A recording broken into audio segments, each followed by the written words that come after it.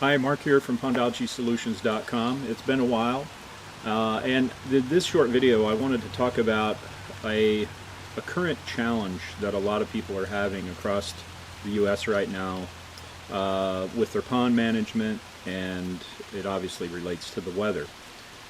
Here in the Midwest, I think beginning in January, we had record snowfall, and that high moisture weather system has continued on all the way into June. We've had record floods throughout Iowa and Nebraska and Missouri, and I think other parts of the country have experienced the same thing. The rain has been ongoing, sometimes very heavy, sometimes relatively light like this, but when you get your ground saturated, there's going to be problems. The other thing that can come up, particularly when you're working with ponds, is rain can change the dynamic or the balance of that ecosystem. And there's a couple different things that can go on. One of the things you'll hear about, although I don't think it's a huge problem everywhere, but if you live in a fairly industrialized area where you get a lot of emissions and things, you can see more acidity in the water, in the rainwater, and that can change some elements of the pond like pH and make it harder to manage. And that bears some research on your part if you do live in an area like this. But for almost all of us, whether you have a small backyard pond or a large pond or lake, when you're dealing with ongoing weather challenges like this, there's a couple of things that you need to keep in mind. And this affects everybody, I think. Whether you use chemicals, whether you use natural products, doesn't matter. It's still an issue. So what happens when you get inundated with a lot of rain? Well, as you know, ponds are not static. They are part of the environment, and so things in the environment, whether it be rain, a lot of sun exposure, high heat, cold, it can affect those environments. And rain is certainly one of the things that if it keeps coming on and on and on, it makes it more challenging to manage certain issues. So in the work that we do, which uses a lot of microbial products, a lot of beneficial bacterial products to try to balance out a pond system, the constant rains create two challenges. And one is the dilution factor. We treat, and this would apply to a chemical as well, we treat with a gallon volume in mind usually. And so there's a certain dosage range that you would use with a microbial or with a chemical. Well, when you get rain on a constant basis, these products get diluted. They could, on occasion, get washed out of the system too if you get deluged with rain, and that makes another complication altogether. Pond dye would be another element that you see just wash out before it does any good. But dilution is a big factor no matter how you're trying to treat a problem. And so there's adjustments that may need to be made. Sometimes it's not worth fighting the battle. Sometimes you just wait it out until the weather stabilizes. Other times you may want to try increasing the dosage to compensate for it. One of the things that has worked well for us is with our Biosphere Pro product, which is a time-release beneficial bacteria, works over a full month at a time.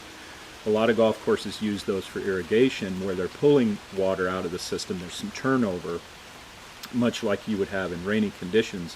And the biospheres can handle a certain amount of turnover, a certain amount of dilution, but everything has its limits. And so you kind of got to factor that in, and if you need to raise the dosage, you do so for a short while, assuming you've had a good balanced pond coming into this. The other part of the equation that rain throws a monkey wrench in to this whole mix is runoff. And in Iowa, where we live, there's a lot of nutrients in the ground. A lot of nitrogen gets applied in the spring.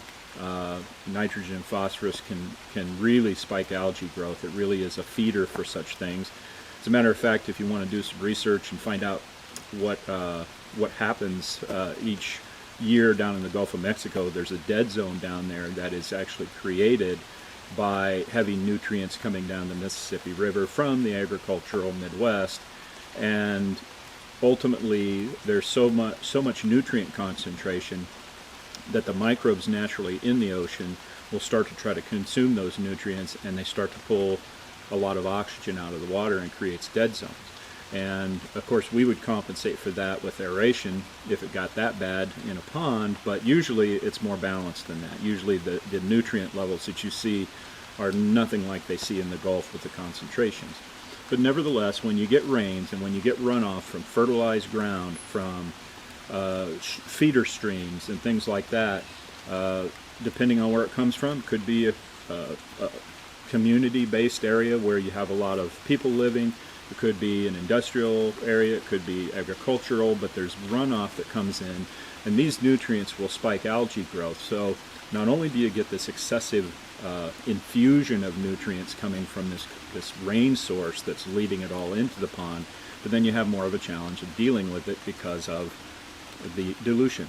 So these are the two things that I always try to address, or at least keep in mind when I'm dealing with constant or very, very regular rainfall.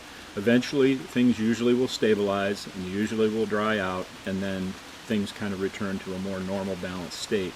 But in the meantime, if you're having problems, you may need to increase the dosing of the treatments, whether they be biological or chemical.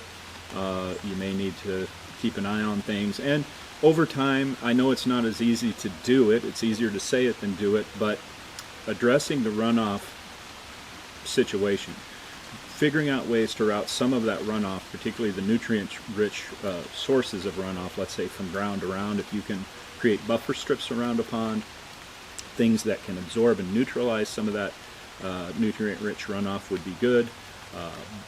Bog areas can help take care of some of that nutrient load, and rerouting, if possible, through design and excavation may help too in managing problems like this. But unfortunately, there's nothing we can do about the weather. We just have to live with it, and maybe this advice is helpful for you as we go through this very wet spring and early summer. I hope so. Thanks for joining me. Stop by pondalgasolutions.com if you have any questions about your pond. Happy to help, and we'll see you again real soon. Take care.